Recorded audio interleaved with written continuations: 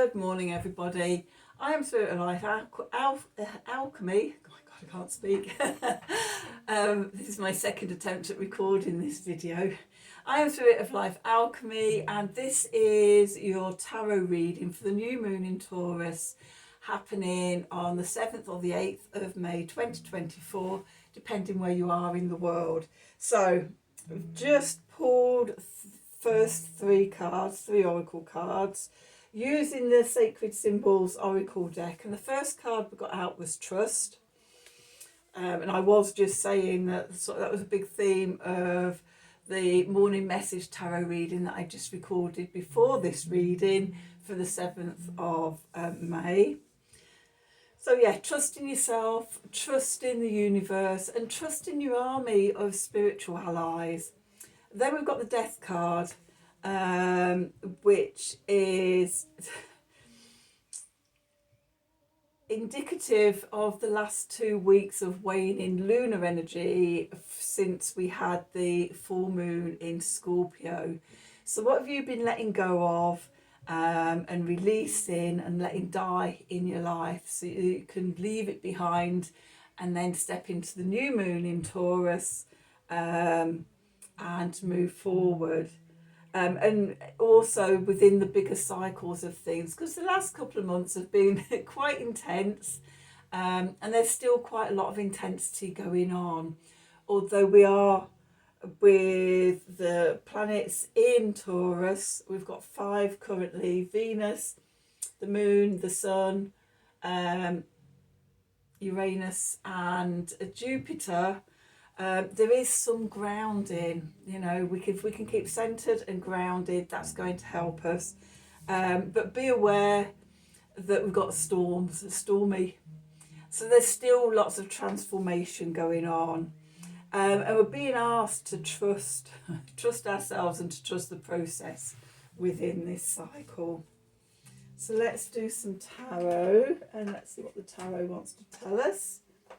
So I'm using the old Goliath shadow deck, as I always do for these types of readings. So what do we need to know for the new moon in Taurus, happening on the 7th or the 8th, depending where you are in the world, of May 2024.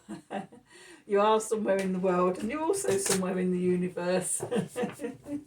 What do we need to know? Messages from Spirit, please, for the collective. What help, advice, support and guidance can Spirit give the collective? Help us navigate these energies for our highest and greatest good. What do we need to know?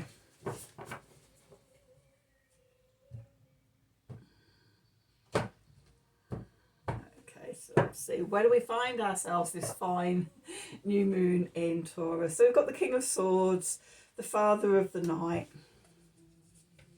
We've got the 3 of Pentacles, the 3 Wise Masters. We've got the 8 of Swords. We've got the 9 of Cups, the Contented Pelican. We've got the 5 of Cups, the Spilt Regret. The clarifiers, we've got the Sacred Fire, the Rebirthing Bonfire. We've got the 8 of Swords, the Imprisoned Bear. And we've got Justice, number 8, the Doves of Equality. Underneath, we've got the 5 of Wands, the Jagged.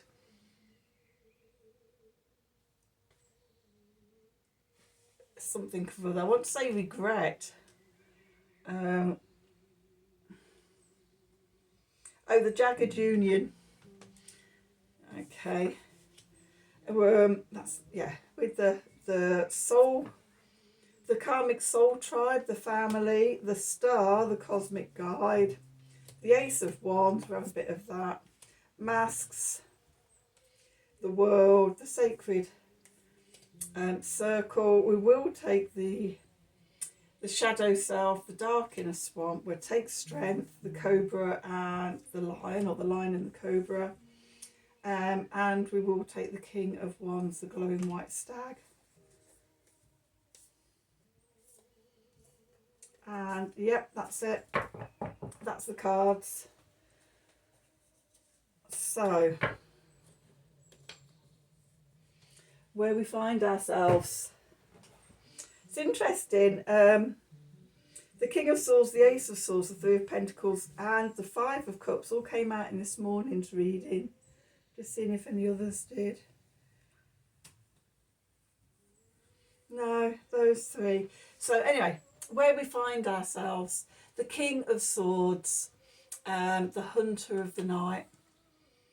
Okay, so the King of Swords is cardinal air, fire of air, Libra energy, cardinal air, which is truth and justice, the law, social justice, and for the King of Swords as well, going into using your intelligence and your intellect and your reasoning and logical mind.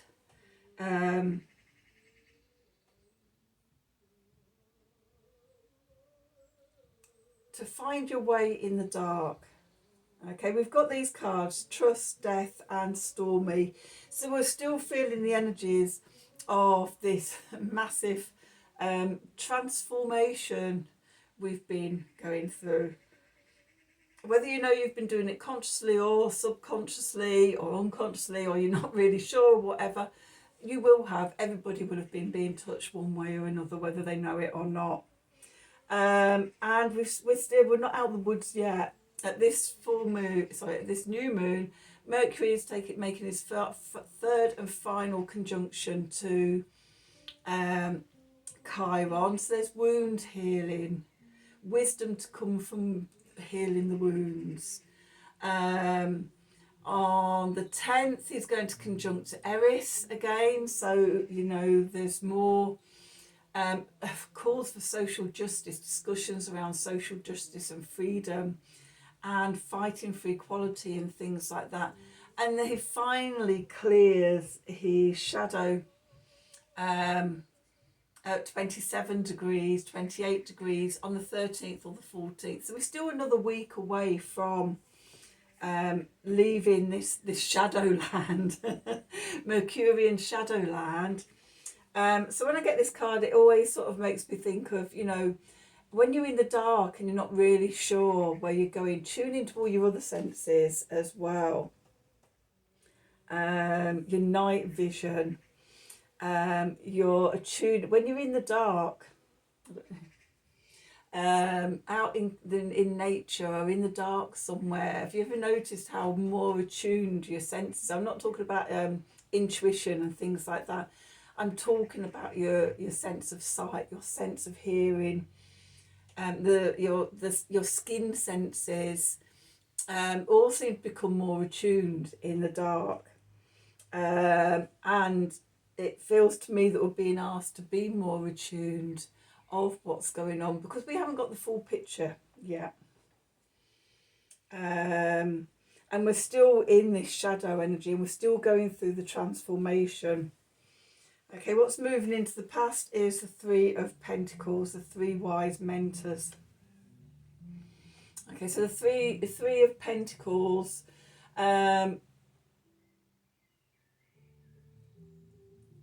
is, for me, there's an inner and an outer level for me. On an inner level, it's about balancing body, mind and spirit.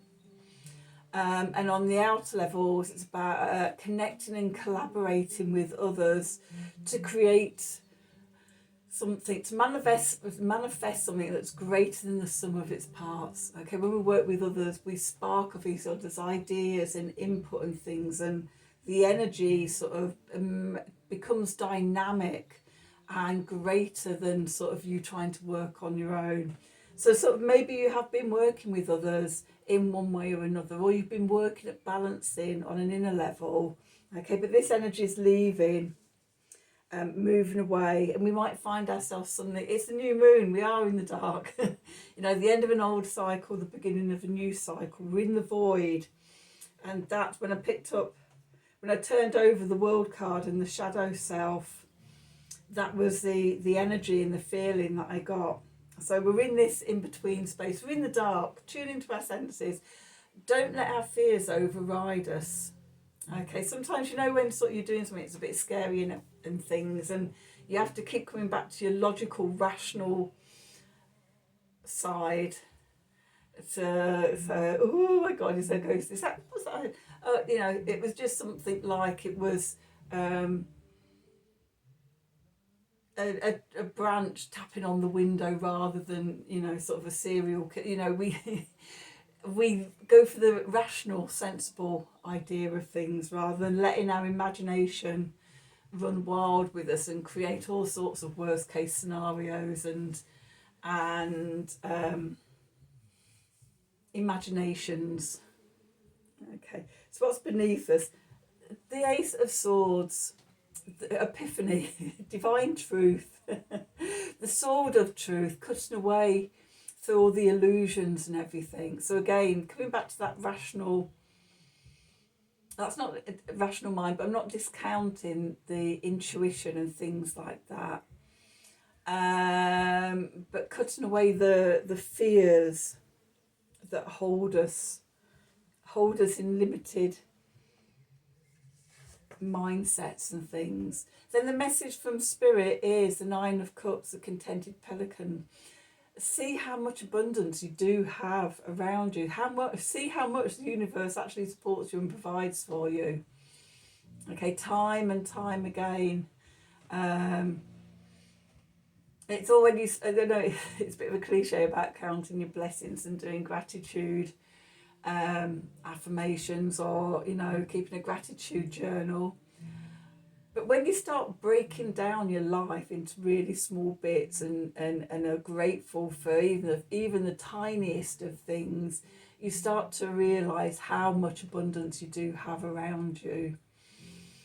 Okay, and gratitude is the way to more abundance and things. So I know that's not your usual message for the Nine of Cups, but that's what I'm getting today for it. And then what we're moving into is the Five of Cups, the spilt regret. Okay, always, well, generally in a lot of the Five of Cups, you've got 3 cups spilt, but the 2 remaining. Okay, so the Two of Cups is the love card. Okay, so yeah, there may be regrets and disappointments, often from the past, and we can get caught up in that. Especially, you know, thinking back to the Nine of Cups, but if we get caught up in the disappointments and how terrible things are, then we don't see the blessings, we don't see all the things we have to be grateful for.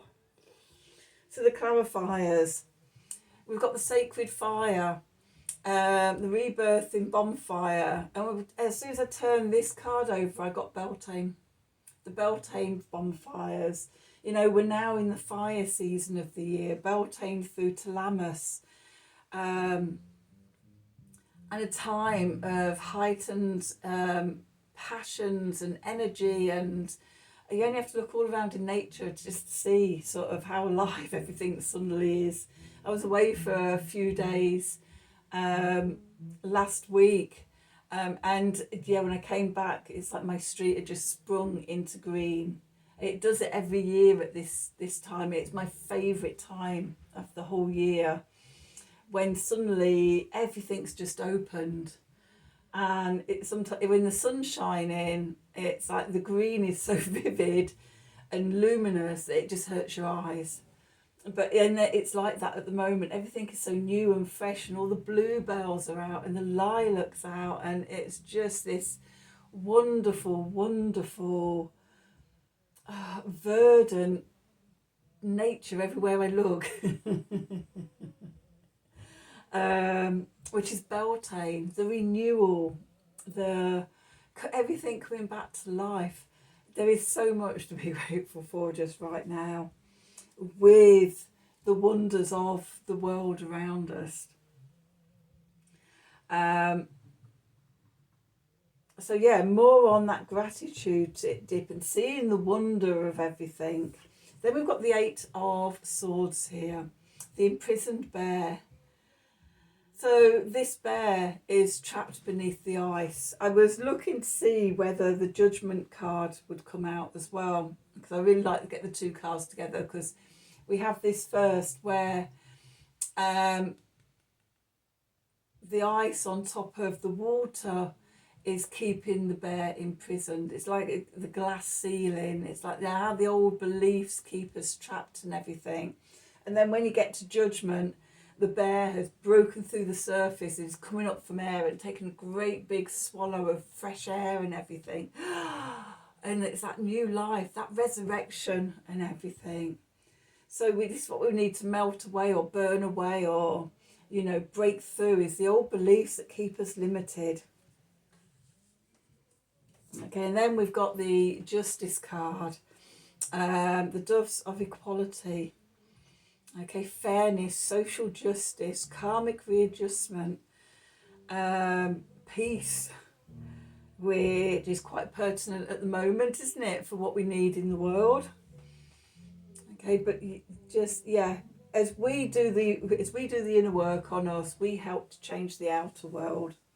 Okay, so purifying ourselves on each level, jumping through the bonfires, the rebirthing bonfires, freeing ourselves from imprisonment by our own mental states and things like that, getting the clarity, reasoning our way through our fears and things. So what's going on in the subconscious? We've got the Jagged Union, the Five of Wands. Okay, this difficult relationships and connections. It can be competition and things like that, or just general strifes and annoyances and irritations. Have you ever tried to walk through brambles or, you know, any sort of plant that's got spines and spikes and thorns on it, and how easy it is to get your clothes snagged on them, and then you're trying to free yourself without getting scratched? That is, excuse me, that's strife. Okay, trying to make your way through, causing as least harm to yourself as possible.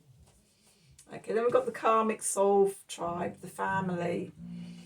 May is a month to call in your allies, call in your tribe, call in your supporters, coming together. If you've been doing the transformative journey and changing who you are, you'll be vibrating at a different level. There'll be a new soul family to call in. Okay, calling them in, connecting with those people on the same vibration as you. Then we've got the star, the guide, the cosmic guide. So the new hope, opportunities, new beginnings, wishing on a star, following your North Star of destiny, all of that. From a place of passion and fire and purpose. As I said before, with the burning, the sacred fire, we're now in that fire quarter of the year. The creativity, the energy, the warmth, the fire and everything. Okay, connecting to that internally as well as all around you. Then we've got the mask, or masks, the hidden wolf. So, you know, depending on which way you look at this, you can look at it as a wolf in sheep's clothing, and you know, all the strife that could cause you, or you could see yourself as the wolf and slipping out of the passive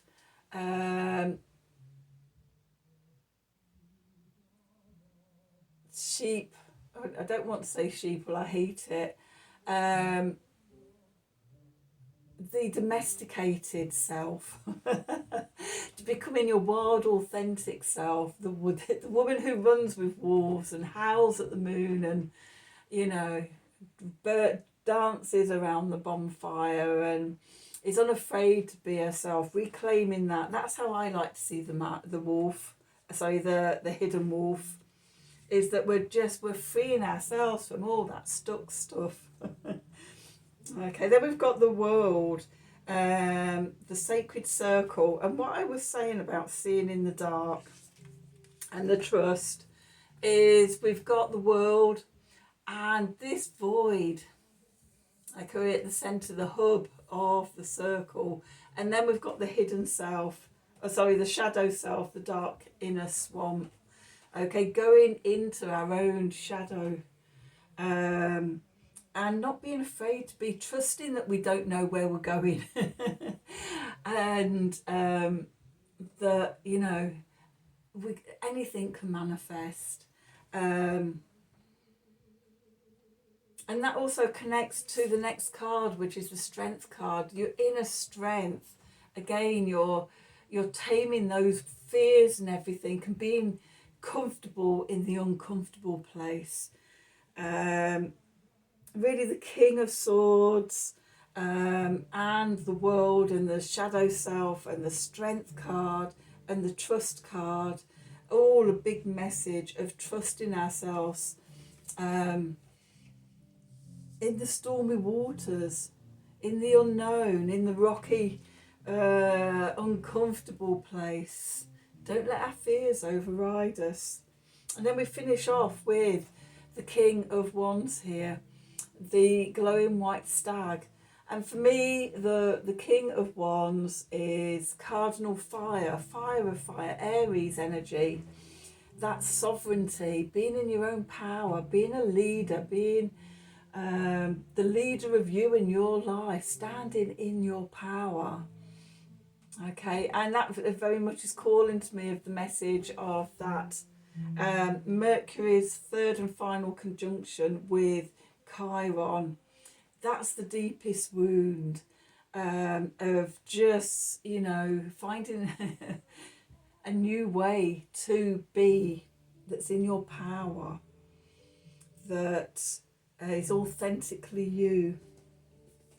That's the message of this new moon. Ground yourself and anchor in, and, you know, anchor into this new version of you. And so let's see, what do we need to know for the new moon in Taurus, happening on the 7th, 8th of May 2024. Messages from Spirit, please, for the collective. What help, advice, support and guidance can Spirit give the collective to help us navigate these energies for our highest and greatest good? What do we need to know?